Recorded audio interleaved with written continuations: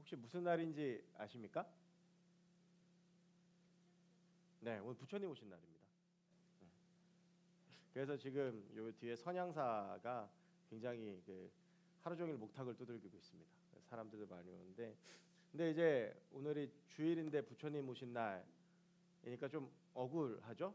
네, 다른 때였으면 쉬는 날인데 부처님 오신 날은 대체 공휴일도 안 돼서, 네. 그 대체 공휴일이 어린이날하고 명절만 되는 거 혹시 아십니까? 네, 그래서 이제 그냥 꼼짝없이 그냥 휴일 한 번을 날리게 되죠. 5월달에 이렇게 좀 쉬는 날들이 많습니다. 어린이날도 공교롭게 주일이었는데 그건 대체 공휴일로 이제 월요일 날 쉬었고요. 그리고 나서 이제 또 오늘 또 쉬는 날인데 5월달이 참 행사도 많고 휴일도 많고 참 바쁩니다. 지난주 수요일이었죠. 어버이날이었습니다. 아마 뭐 청년들은 어버이날 그러면 이렇게 그날이 좀 뭐 바쁘다 이렇게 공감을 못 하실지 모르겠지만 뭐 그래도 무슨 스케줄을 잡으면서 우리 임원 리더들 팀장들한테 물어보니까 뭐 어버이날 챙겨야 된다 그런 분들 많더라고요.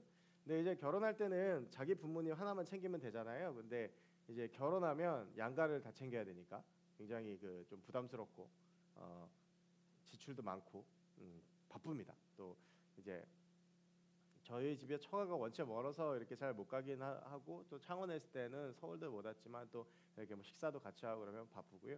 또 이제 5월 5일 어린이날이 청년들은 뭐 즐겁게 쉴 수 있는 날이지만 저 같은 입장에서는 이게 쉴 수 있는 날이 안 됩니다. 어떻게든 얘들을 데리고 어디를 가야 돼서 이번에도 좀 이렇게 5월 6일 날 바쁘게 보냈는데요. 뭐 이제 5월 달에 어린이날, 뭐 어버이날, 그리고 뭐 요즘은 좀 덜합니다. 뭐 스승의 날, 그리고 뭐 석가탄신일 이런저런 쉬는 날들이 참 많이 있습니다. 그러다 보니까 이래저래 바쁜데 저한테는 그런 모든 날들보다 5월 달에 가장 바쁘고 가장 힘든 날이 힘들다고 그러면 좀 안 되겠네요. 가장 바쁘고 이렇게 신경이 많이 쓰이는 날이 하루 있는데 5월 1일입니다. 이제 뭐 노동자의 날 그래서 쉬는 분들도 많으셨겠지만 저한테 이제 5월 1일은 결혼기념일입니다. 그러니까 올해가 이제 9년 차, 그러니까 만 9년 되는 결혼기념일이었고 이제 저희 부부가 벌써 10년 차 부부가 됐습니다. 이제 결혼기념일 그러면 한 9년쯤 되면 조금 이제 뭐 좀 덜해집니다. 처음에는 좀 막 이렇게 준비하는 바빴는데 그냥 올해는 제가 작은 선물을 하나 준비해서 물론 저희 와이프는 준비하지 않았습니다.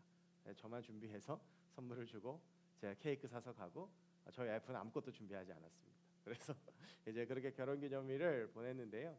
제가 이제 2010년 5월 1일 날 제 나이가 29살 때 결혼을 했습니다. 근데 지금도 이제 결혼식 지난 지가 벌써 9년이 지났는데도 이 결혼식 날에 제가 느꼈던 감정 그리고 제가 경험했던 그 순간순간들이 아직도 이렇게 마치 영화처럼 남아 있고요. 그때 이제 영상이 있는데 그걸 보면서도 그때 생각을 많이 합니다. 그때 제가 굉장히 많이 떨었었습니다. 그러니까 제가 다리가 떨렸던 게 느껴졌는데 이유가 두 가지였는데요. 하나는 이제 너무 떨려서 떨었고요. 하나는 너무 높은 신발을 신어가지고 저희 와이프가 아시는 대로 169입니다 키가.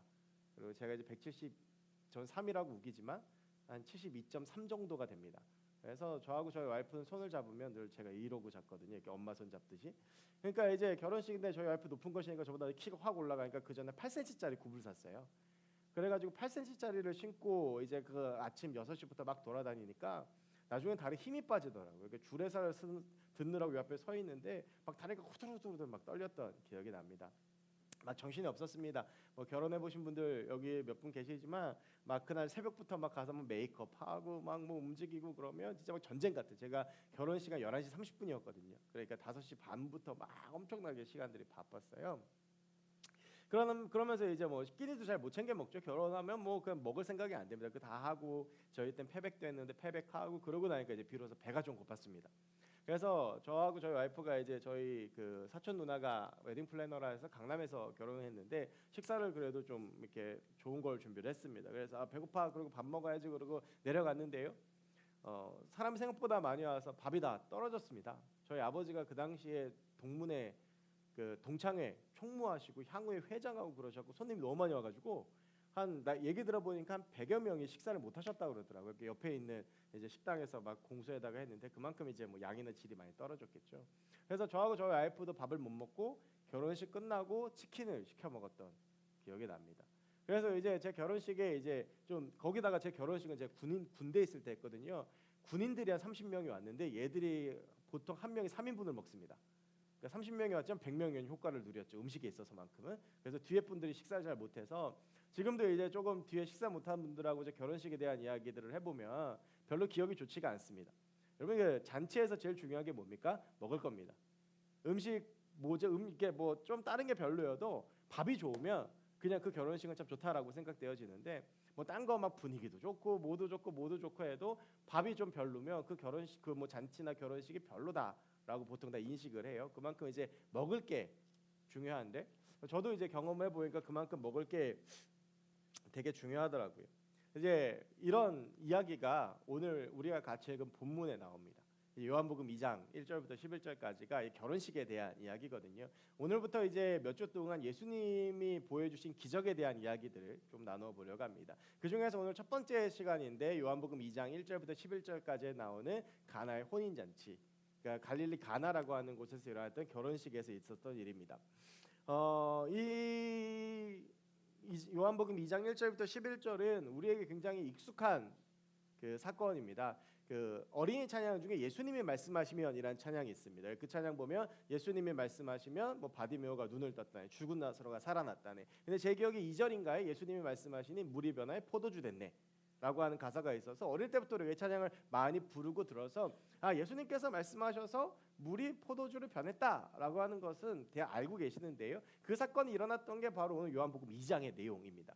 그리고 이 내용이 요한복음 2장 1절부터 11절까지의 이 내용이 한 가지 중요한 의미를 가지고 있는 것은 예수님께서 이 땅에서 보여주신 가장 첫 번째 기적이라는 것입니다. 예수님께서 많은 기적을 보여주셨어요. 병든 사람도 고치시고 눈먼 사람 눈을 뜨게 하시고 벙어리의 입도 여시고 문둥병도 고치셨는데 그 모든 기적들 중에서 예수님께서 가장 먼저 하신 일이 무엇이었냐 하면 바로 오늘 물이 포도주가 되는 기적이었습니다. 오늘 본문 1절부터 2절까지를 보면 아마 이제 예수님께서 요한복음 1장에 보면 이제 뭐 제자들을 빌립과 나다나엘도 부르시고 이제 뭐 세례 요한도 만나시고 제자들을 부르시는 장면들이 나옵니다. 그러면서 이제 공생애를 시작하시는 단계였던 것 같아요. 그런데 1절부터 2절까지의 말씀을 보면 예수님께서 어머니 마리아를 모시고 지인의 결혼식에 참석을 합니다. 어떤 사역에 대한 부분들이 아니었고 어머니를 모시고 간 것을 보면 뭐 친척이라든지 뭐 동네 친구라든지 굉장히 좀 어떤 깊은 관계가 있는 사람의 결혼식에 참석을 하셨던 것 같아요. 그런데 이 결혼식장에 가서 혼인잔치를 참석을 하고 있는데 이 결혼식장에 한 가지 큰 문제가 생겼습니다. 그건 오늘 3절에 나오지만 포도주가 떨어진 것입니다. 뭐 딴 거 마시면 되지라고 생각하실지 모르겠지만 이스라엘 사람들에게 있어서 거의 유일한 음료수가 포도주였습니다. 그러니까 이 포도주가 잔치자리에 없다라고 하는 것은요, 아까 제가 말씀드렸지만 밥이 뭐 떨어지고 밥이 안 좋고 이런 것과 비슷한 상황인 거예요. 그러니까 이 잔치를 다 망치게 된 겁니다. 여러분 이스라엘은요 굉장히 혼인 잔치를 거의 일주일씩 하거든요, 이 사람들은. 그래서 굉장히 혼인 잔치가 중요한 것인데 그만큼 어떤 큰 의미를 두고 있는 거예요.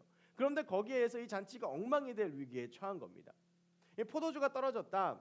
그러니까 이제 결혼식에 있어서 가장 중요한 게 없어진 거죠. 제가 창원에 내려가서 결혼식장에 참석해서 제일 놀란 것 중에 하나가 결혼식에 이제 참석을 했는데 제가 그날 이제 그 다음에 또 바로 무슨 스케줄이 있어서 식사를 못 하게 됐어요. 그래서 이제 준비한 축의금을 내고 이제 식권을 주는데 제가 이제 저는 오늘 스케줄이 있어서 밥을 못 먹습니다. 식권 안 받을게요. 그랬는데 식권 안 받으세요. 그랬더니 봉투를 하나 주는 거예요. 그럼 뭐지? 그리고 받았는데 그 봉투 안에 새 돈 10,000원이 들어 있었어요.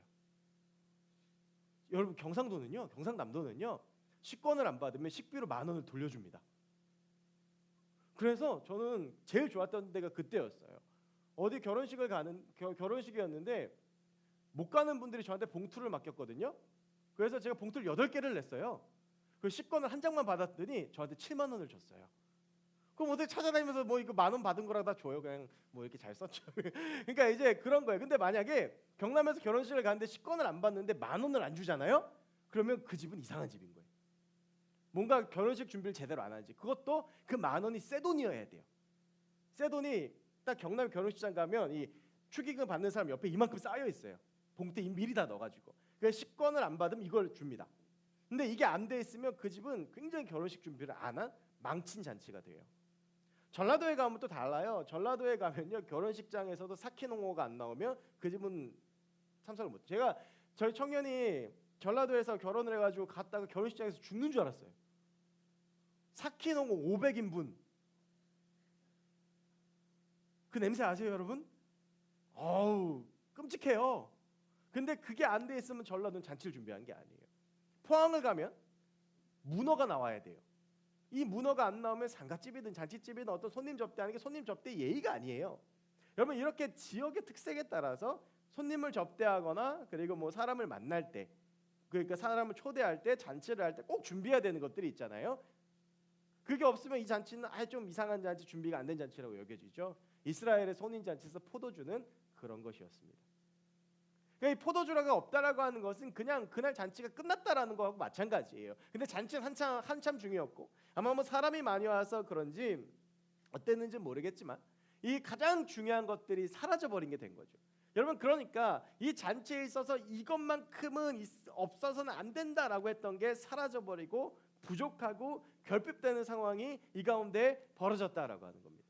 여러분, 그런데 우리가 인생을 살아가다 보면 우리 인생도 가끔 그런 경험들을 할 때가 있어요. 정말 내 인생에 이것만큼은 빠져서 안 되는 중요한 가치를 두는 것들이 있습니다. 어떤 사람은 그게 돈일 수도 있고, 어떤 사람은 사람일 수도 있고, 어떤 사람은 뭐 높은 자리에 올라가는 것, 뭐 취직하는 것, 뭐 다양한 의미들을 가진 것일 수도 있겠지만, 근데 그게 내 인생 가운데 사라져 버리고 떨어져 버리고 없어질 때들이 있습니다. 그리고 그것들이 뭐 나의 미래가 될 수도 있고 나의 필요가 될 수도 있는 것이죠. 꼭 이게 있어야 되는데 없어서 난감하고 분주하고 답답할 때가 있습니다. 보이지 않는 미래와 잡히지 않는 현실 때문에 절망하고 쓰러지고 결핍 속에서 아파하고 있는 우리의 모습들도 있습니다. 그래서 어떻게 될지 모르는 거예요. 여러분, 이제 뒤에 나오지만 이 혼인잔치를 준비했던 종들이 지금 이 상황에 빠진 거예요. 종들이 준비한다고 열심히 준비했는데 이 잔치에서 가장 중요한 게 빠지니까, 뭐 이걸 주인이 알았는지 몰랐는지 모르겠지만 주인이 알았다면 주인도, 아니면 그걸 준비했던 하인들도 그냥 패닉에 빠진 거죠. 이거 이제 어떡하지? 중요한 게 빠졌으니까, 있어야 되는 게 없으니까. 근데 여러분, 우리도 살다 보면 그럴 때를 만날 때가 있어요. 이것만큼 내 인생에 꼭 있어야 되는데, 이 사람만큼 내 인생에 꼭 있어야 되는데 그게 없는 거예요. 현재에서도 그런 것들이 잡히지 않고, 미래를 봐도 답답하고 뭔가 안 풀리는, 뭔가 지금 내 인생이 엉망인 것 같고 중요한 게 빠진 것 같고 알맹이가 없는 것 같고 지금 내 인생에 뭔가 잘못되는 것 같고 방향이 잘못되어 있는 것 같은 거, 뭔가 내가 지금 똑바로 살고 있지 못하는 것 같은 생각이 드는 경우들이 있습니다. 어제 제가 좀 얼굴이 좀 많이 탔는데 어제 용천에 체육대회를 했거든요. 마지막에 개주였어요. 이 12명이 이렇게 뛰는데요, 초등학생부터 어른까지 쫙 뜁니다. 그런데 저희 두 번째 주자아이가 초등부 아이였는데 진짜 빨라요. 너무 빠른데 문제는 얘가 거꾸로 뛰었어요. 이렇게 뛰어야 되는데 반대로 돌아가지고 혼자서, 그래서 저희가 꼴찌를 했습니다. 여러분, 빨리 뛰는 거 중요하죠. 그런데 방향이 중요한 거예요. 우리 인생의 방향이 보이지 않는 때들이 있는 거죠. 뭔가 내 인생을 생각하면 풍족하고 풍성하고 뭔가 넘치고 이게 아니라 마치 알맹이가 빠진, 포도주가 빠진 간의 혼인잔치처럼 우리도 그럴 때가 있는 거예요. 저도 그럴 때가 있습니다.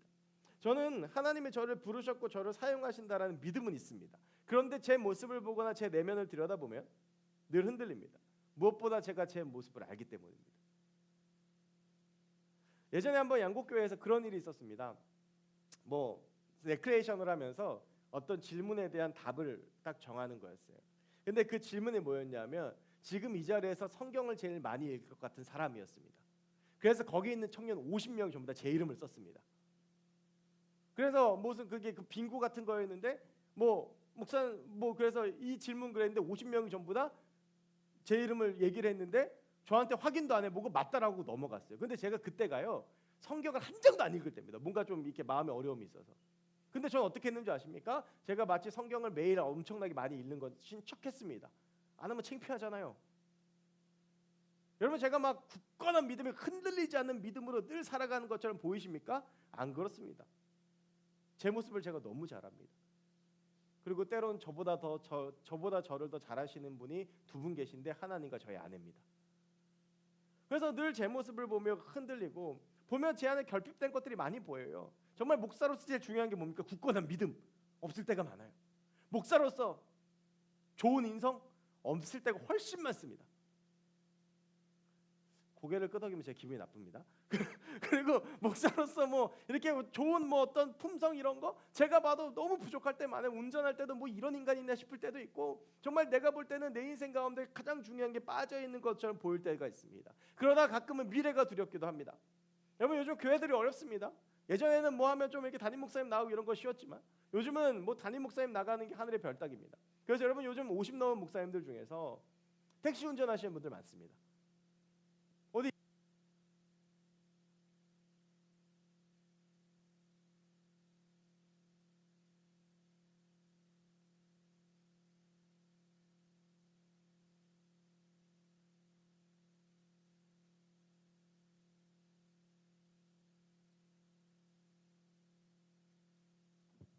네, 저도 이제 그런 걱정이 될 때가 있어요. 제 부족한 걸 아니까.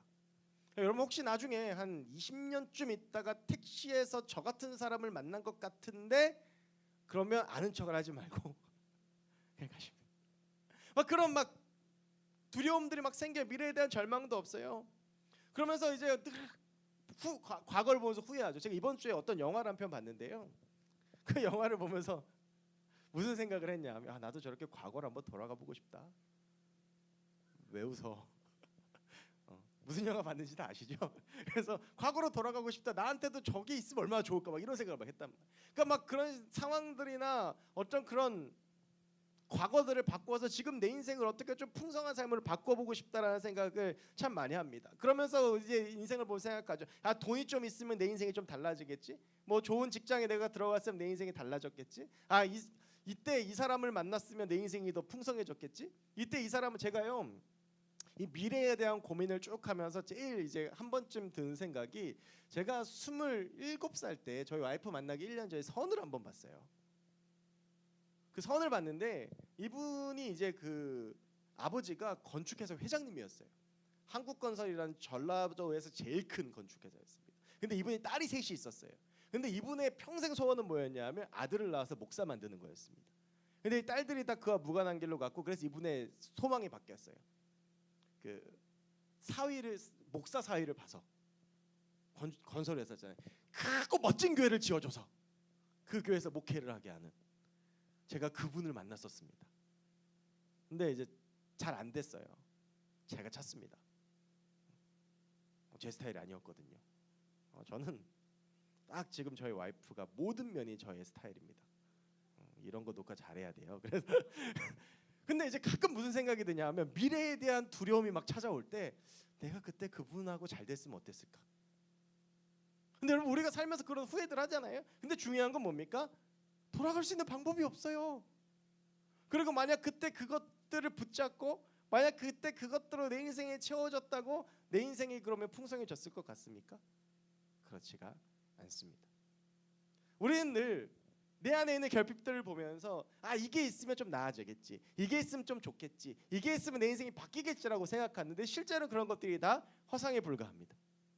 여러분 여기 있는 사람들이 포도 떨어졌을 때 포도주 구하러 다니지 않았겠습니까? 그런데 아무리 가지고 와도 어떻게 됩니까? 부족한 거예요. 여러분 우리가 세상에 있는 것들을 아무리 내 삶 가운데 채우려고 해도 부족한 겁니다. 우리가 사람에게서 내 결핍의 문제를 해결하려고 사람을 붙잡으면 부족합니다. 돈을 붙잡아도 아무리 뭐 좀 요 정도만 있으면 되겠지. 그게 채워지면 더 많은 게 필요하고요. 그게 채워지면 더 많은 게 필요합니다. 그게 자리가 됐든 직장이 됐든 뭐가 됐든 그 어떤 것도 우리 가운데 만족을 주거나 우리의 결핍을 해결하거나 우리 인생의 문제를 해결해 줄 수가 없습니다.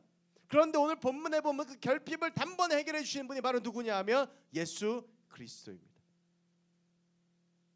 여러분 우리 인생도 마찬가지예요. 내 인생에 부족함이 있고 내 인생에 연약함이 있고 내 인생에 내 마음대로 안 되는 거 삶의 공허함, 허탈함, 결핍들이 있는데 거기서 오는 근원적인 이유들이 뭘까 찾아가 보면 돈이 없어서가 아니라 사람이 없어서가 아니라 내가 필요한 것들이 채워지지 않아서가 아니라 예수 그리스도가 없기 때문입니다. 기도할 때 내 마음 가운데 풍성함이 넘쳤고, 기도할 때 내 안에 감사함과 만족함이 넘쳤는데 기도하지 않으니까 사라진 거예요. 예수 그리스도 붙잡고 예수 그리스도 의지하면서 걸어갈 때에는 내가 가난하고 부족해도 내 인생 가운데 하나님께서 채우시는 은혜들이 넘쳐났는데, 내 인생에 예수 그리스도가 사라지고 나니까 조금만 이라도 짜증나고 조금만 이라도 열받는 겁니다. 여러분, 우리가 빌립보서 4장 13절 말씀을 참 좋아합니다. 내게 능력 주시는 자에서 내가 모든 것을 할 수 있느니라. 여러분, 그래서 우리가 이 말씀을 정말 좋아하는데 이 말씀 바로 앞에 있는 말씀 우리가 잘 몰라요. 이 말씀 바로 앞에 뭐라고 되어 있냐면, 바울이 내가 궁핍함에도 처해봤고 내가 부유함에도 처해봤고 내가 높은 데도 올라가 봤고 낮은 데도 가봤는데, 내 인생의 부유함이나 궁핍함이나 권력이나 이런 것들이 중요한 게 아니더라. 이것들로 내가 뭔가를 하는 것이 아니라 내가 어떠한 상황 가운데 놓이든지 내게 능력 주시는 자 안에서 내가 모든 걸 살 수 있다라고 바울이 고백하는 겁니다. 여러분, 진짜 우리 인생 가운데 필요한 것이 무엇입니까? 지금 내 인생의 문제가 시작된 이유들이 무엇입니까? 제가 제 미래에 대해서, 제가 제 인격에 대해서, 제가 제 여러 가지 부족한 것들에 대해서 고민하고 여러 가지 그런 것들에 대해서 결핍을 느끼는 이유가 무엇입니까? 이유는 딱 하나입니다. 내 삶에 지금 예수 그리스도와의 관계가 틀어져 있기 때문입니다. 돈이 없어서? 아닙니다.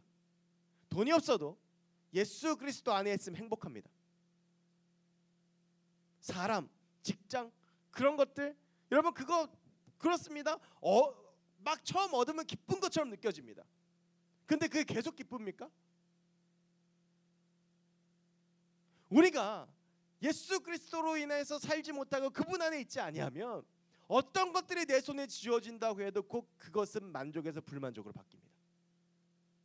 그것은 내 안을 채워주던 것에서 내 안의 결핍으로 바뀌는 것입니다. 우리에게 필요한 건 다른 것이 아니라 예수 그리스도이고, 우리가 그 예수 그리스도를 붙잡을 때 부족함과 결핍이 있는 삶에 기적이 일어나는 것입니다. 오늘 그렇다면 예수 그리스도를 붙잡는 데 있어서 가장 중요한 것은 무엇이냐? 여러분, 6절 7절 말씀에 보면 예수님께서 이 물을 포도주로 바꾸시는 장면이 나옵니다. 근데 예수님께서 이것들을 바꾸시는 장면이 참 놀랍습니다. 하인들을 불러서 자, 여기 물이 있다, 자, 바뀐다, 빡 했는데 포도주로 바뀌었습니다. 얼마나 기쁘겠습니까? 그 자리가 얼마나 큰 축제의 자리가 됐겠습니까? 우와, 물이 포도주가 됐어. 그런데 예수님께서요, 처음에 안 하려고 하시다가 어머니 마리아가 간곡히 부탁하시니까 물을 포도주로 바꾸시는데, 그 방법이 뭐냐 하면 하인들 부르십니다. 정결 예식에 쓰는 돌 항아리 6이 있었습니다. 정결 예식은 밥 먹기 전에 손 씻고 어디 갔다 오면 발 닦고 하는 그런 거, 거기에 쓰려고 돌 항아리가 6이 있어요. 여러분, 항아리가 밖에서 보입니까? 안 보입니까? 안 보입니다. 그러면서 제자들한테 이야기합니까? 하인들한테 얘기합니다. 저 돌 항아리에 물을 가득 아기까지 채워라. 채웠습니다. 그리고 나서 말씀하시는 게 뭐냐 하면, 자, 이제 포도주가 되었다가 아닙니다. 자, 이제 이것을 손님들에게 갖다 줘라. 그러면 이때까지 물이 포도주가 됐는지 안 됐는지 잘 모르겠습니다. 그런데 이 하인들이 거기서 주저하지 않고 어떻게 하냐 하면, 방금 전에 지들이 물 부어놓고 포도주라고 하니까 다시 그걸 퍼다가 손님들한테 가지고 갑니다. 물론 가지고 가면서 알았겠죠. 여러분, 무엇입니까? 예수 그리스도를 우리가 붙잡고 사는 데 있어서 가장 필요한 것은 바로 그분의 말씀과 그분을 믿는 믿음입니다. 자, 여러분, 닭이 먼저입니까? 달걀이 먼저입니까? 닭이 먼저라고 생각한 분 한번 손 들어보십시오. 난 닭이 먼저인 것 같다. 네. 나는 달걀이 먼저인 것 같다. 닭이 먼저입니다. 왜 그렇습니까? 하나님이 닭을 만드셨습니다. 하나님이 동물을 만드셨습니다. 알을 만들지 않으셨습니다. 동물을 먼저 만드시고 그 동물이 알을 낳고 번식하는 게 자연의 법칙이었습니다. 그래서 여러분, 이거는 되게 어려운 질문처럼 보이지만 분명한 답이 존재합니다. 자, 그럼 여러분, 믿으니까 기적이 일어나는 겁니까? 기적이 일어나서 믿는 겁니까? 다시요. 믿음이 일어나서 믿음이 있기 때문에 기적이 일어납니까? 기적이 있기 때문에 믿는 겁니까?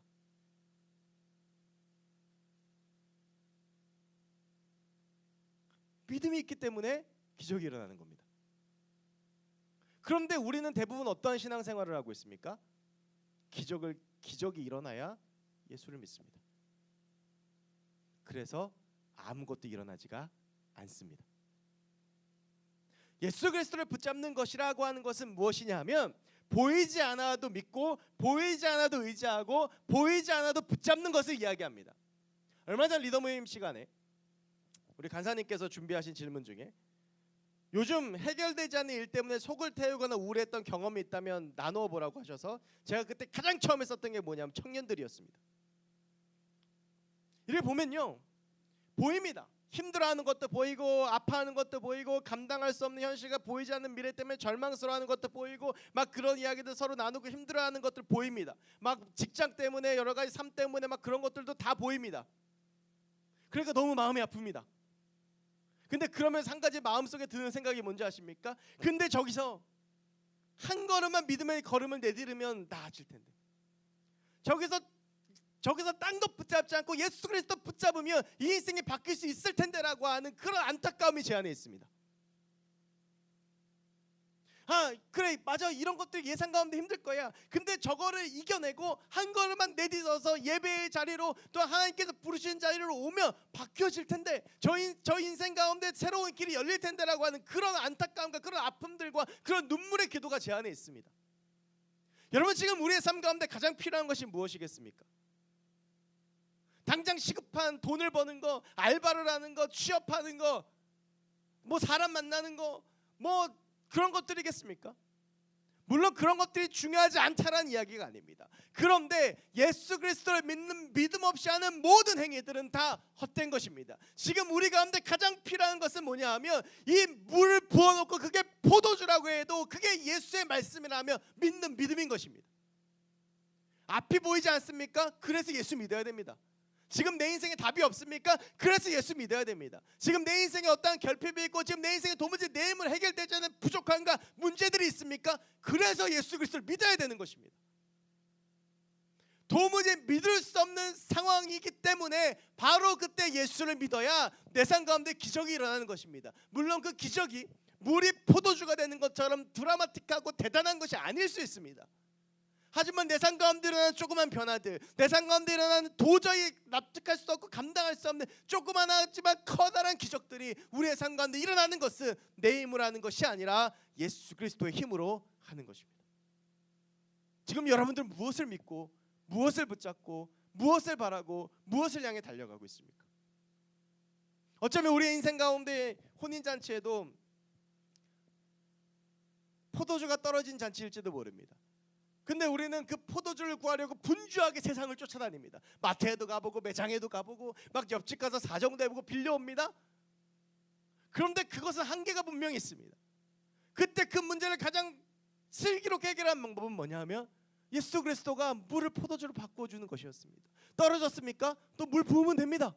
그럼 또 포도주가 됩니다. 물 떨어졌습니까? 예수님이라면 없는 데서도 포도주를 만드시는 분입니다. 출애굽께서 하나님이 어떻게 하셨습니까? 광야에서 물이 없으니까 바위를 치니까 물이 나오지 않았습니까? 그럼 여러분, 우리가 붙잡고 살아야 되는 것이 무엇이고 우리가 믿어야 될 것이 무엇이겠습니까? 여전히 우리는 입술로는 예수 믿는다고 하지만 버리지 못하고 포기하지 못하는 것이 있습니다. 그런데 여러분, 신앙의 원리가 정말 재미있는 게 뭔지 아십니까? 내가 버리지 않고 포기하지 않고 놓지 못할수록 내 안의 결핍은 더 심해져 갑니다. 내가 세상 붙들고 이것만큼은 놓지 못한다, 이것만큼은 내가 버릴 수 없다라고 붙잡는 게 커지면 커질수록 내 안의 결핍은 더 심해집니다. 점점 우리와 하나님과의 관계가 그렇게 깨어지기 때문입니다. 여러분, 우리가 믿는 하나님이 어떤 분이십니까? 오늘 성경 분명히 말합니다. 물이 포도주가 됩니다. 그런 생각할 수 있습니다. 그게 말이 돼? 어떻게 물이 포도주가 돼? 제가요, 혹시나 해서 이번 주에 이 말씀 준비하다가 금요일 날요 이렇게 물을 따라 놓고 지금 생각해도 어이가 없는데 포도주가 되라고 기도를 한번 해봤습니다. 됐겠습니까? 안 되죠. 그래서 제가 조금 난이도를 쉽게 했습니다. 포도 주스를 넣고 포도주가 되라고 해봤습니다. 안 됩니다. 안 돼요. 여러분 그런데요. 당연한 거죠. 그 누가 보면 제가 미친 사람인 줄 알았을 거예요. 제가 그래서 그 생각을 그때 잠깐 해서 내가 유튜브에 이거를 한 1시간 동안 찍어서 올리면 조회수가 높아지겠다.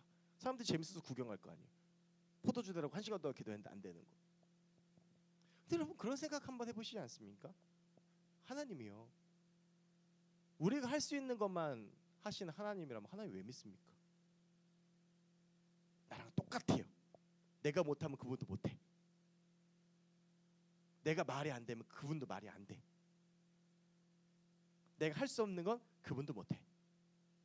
뭐를 믿어요? 그건 하나님이 아닙니다.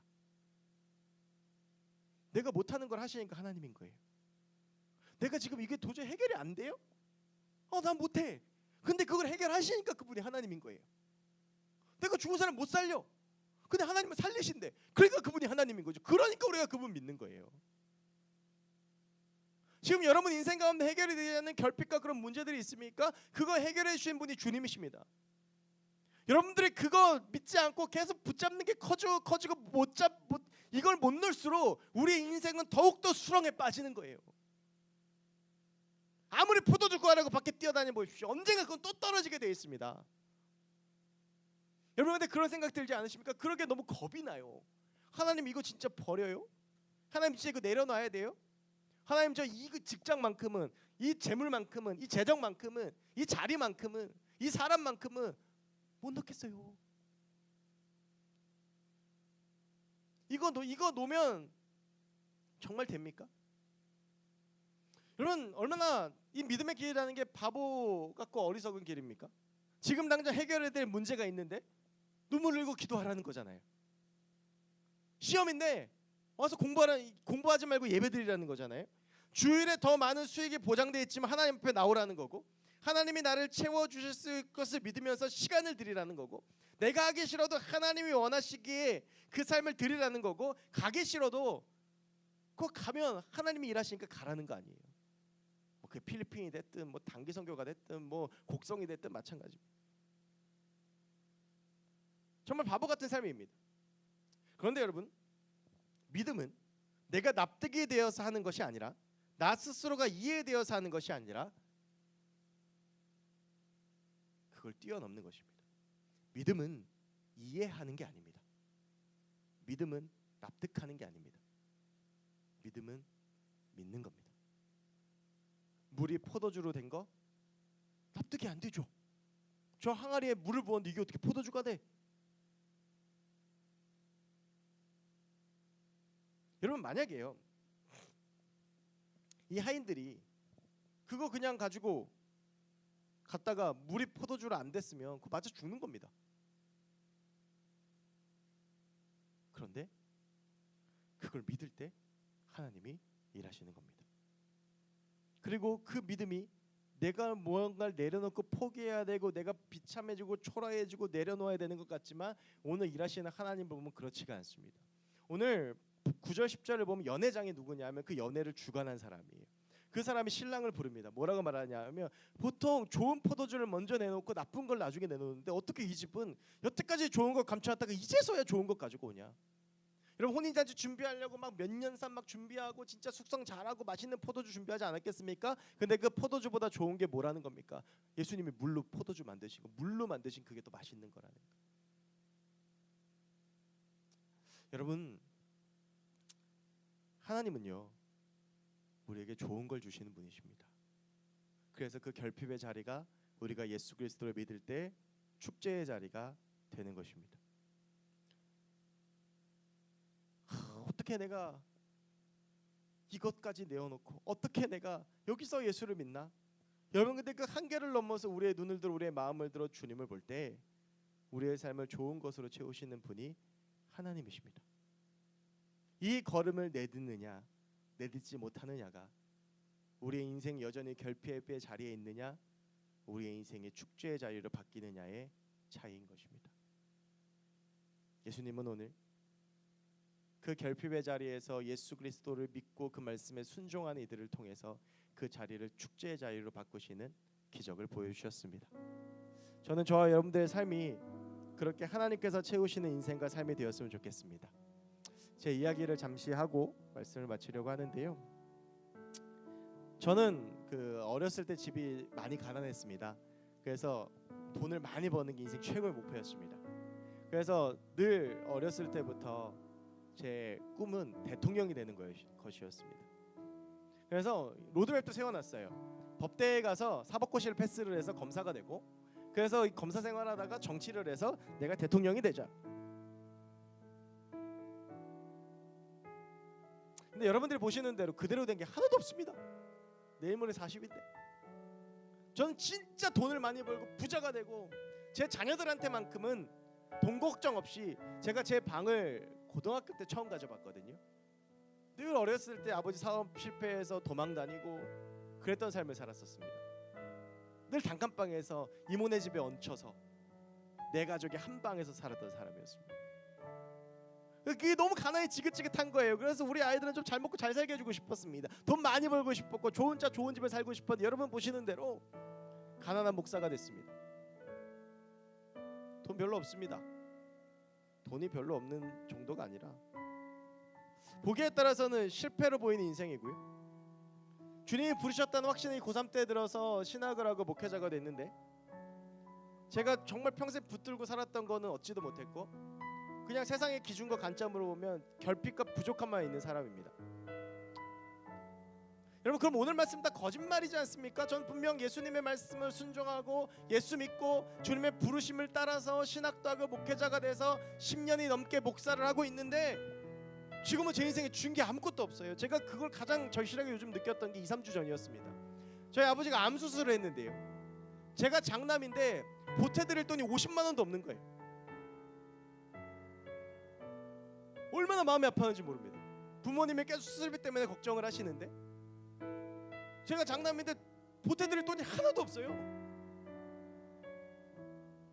여러분, 이쯤 되면요, 인생이 이건 그냥 실패 중에서 처절한 실패예요. 그런데 그 고민을 하고 제가 집에 들어갔는데요, 너무 마음이 무겁고 힘들었어요.